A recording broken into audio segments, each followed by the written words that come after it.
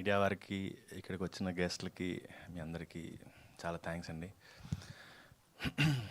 రామోజీరావు గారి video play అవ్వగానే నాకు ఒకటి చెప్పాలనిపించింది. ఏంటంటే, నాకు సినిమాలు అనేవి తెలిసింది త్రూ ఈటీవీ.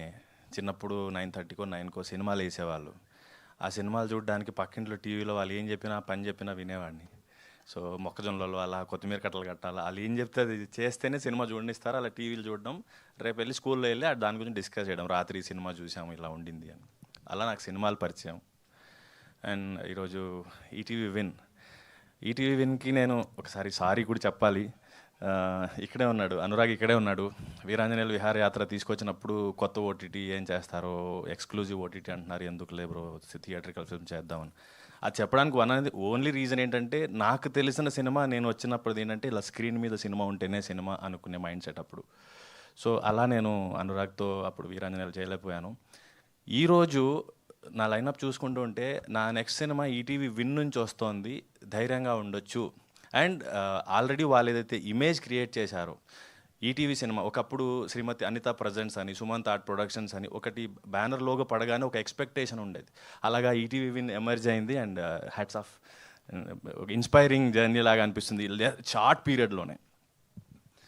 అండ్ నరేష్, ఇక్కడ నేను కృషి ఎంటర్టైన్మెంట్కి, ఈటీవీ విన్కి థ్యాంక్స్ చెప్పాలి. ఏంటంటే, నరేష్ నాకు 2021లో ఈ కథ చెప్పాడు. ఒక దర్శకుడు ఒక కథను పట్టుకొని ఇంతకాలం తిరుగుతున్నాడు అంటే తను ఎంత నమ్ముంటాడు మీరు ఊహించుకోవచ్చు. సో నరేష్ ఈటీవీ విన్ వాళ్ళు ఓకే చేశారు అన్నప్పుడు నరేష్ కోసం ఈ సినిమా చేద్దాం అనిపించింది. ఎలా ఉన్నా ఎలా చేసినా కూడా అంత తిరిగాడు ఈ కథ పట్టుకుంటాను. సో రాకేష్ గారికి, రుద్రదేవ్ గారికి అండ్ ఈటీవీ విన్ గారికి థ్యాంక్ యూ. ఇంకా పాపం ప్రతాప్ విషయానికి వస్తే, ఫస్ట్ టైం సటిల్ యాక్టింగ్ నుంచి కొంత నరేష్ నన్ను ఛాలెంజ్ చేయించడం మొదలుపెట్టాడు వర్క్షాప్ నుంచి. నాకు నువ్వు పాత సినిమాలో కనబడకూడదు, కొంచెం రా కమర్షియల్ స్పేస్కి రా, కొంచెం మారుద్దాం యాక్టింగ్ అని. సో కొంచెం నరేష్ ఏం చెప్పాడో అది వినుకుంటూ కొంచెం కష్టపడి చేశాను. అఫ్కోర్స్ అవుట్పుట్ చూసాక చాలా నచ్చింది నాకు. అండ్ ఇంకొక విషయం ఏంటంటే, మీరు ఆన్ స్క్రీన్ ప్రతాప్ని, బుజ్జమ్మని చూడబోతున్నారు. ఆఫ్ స్క్రీన్ తిరువీర్ అండ్ ఆడియన్స్ని నేను చూద్దాం అనుకుంటున్నాను. ప్రతాప్కి, తిరువీర్కి కామన్ పాయింట్ ఏంటంటే, బుజ్జమ్మ ఎలా అయితే చిన్నప్పటి నుంచి ఇష్టపడి 3 రోజుల్లో ఎలా అయితే వెళ్ళిపోతుందో, ఆడియన్స్ సినిమాలు బాగున్నాయి అంటారు ఓటీటీలో చూస్తూ ఉండే. సో ఈసారి అది బ్రేక్ అవ్వాలని కోరుకుంటున్నాను. నా సినిమాలు థియేటర్లో కూడా డబ్బులు చేస్తాయి, తిరువీర్ సినిమాలు థియేటర్లో కలెక్షన్స్ వస్తాయనేలాగా ఇది ప్రూవ్ చేస్తుంది అనుకుంటున్నాను. సో ఈసారి సినిమా రిలీజ్ అయ్యాక వచ్చే అప్రిసియేషన్ ఓటీటీ నుంచి కాకుండా థియేట్రికల్గా నంబర్స్తో పాటు అప్రిసియేషన్ వస్తుందని నేను చాలా కాన్ఫిడెంట్గా ఉన్నాను పాపం ప్రతాప్ గురించి. అండ్ రాధాకృష్ణన్ సార్ కోటిలో 100 రూపాయలకి రేడియో కొనుక్కొచ్చుకొని ఆనంద్ పాటలు ఎప్పుడు వస్తాయని ఎదురు చూసేవాడిని. అండ్ థ్యాంక్ యూ, మంచి సాంగ్స్ ఇచ్చారు. అండ్ మా డిపార్ట్మెంట్ మొత్తానికి, డైరెక్షన్ డిపార్ట్మెంట్, ఆర్ట్ అందరికీ కూడా థ్యాంక్ యూ సో మచ్, బాగా కోఆపరేట్ చేశారు.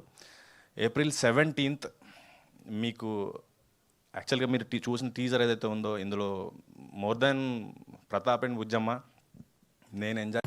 టింగ్ టింగ్, అమ్మా మెసేజ్. నేను మీ బాబాయ్ గారి చిన్నాన్నకి గుర్తొచ్చాడు నాకు. మా నాన్న ఉంటే ఇలాగే సపోర్ట్ చేసేవాడేమో, ఇలాగే గద్దించేవాడేమో అని. మీరు ఎంత నవ్వుతారో అంత ఏడుస్తారు.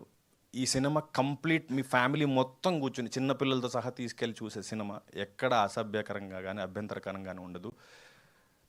April 17th థియేటర్స్లో కలుద్దాం. Thank you. Super Thiruveer garu, we definitely trust you. And ఈసారి డెఫినెట్గా అందరం థియేటర్స్కి వెళ్ళి ఈ సినిమాని ఎంజాయ్ చేయాలి అని కోరుకుంటూ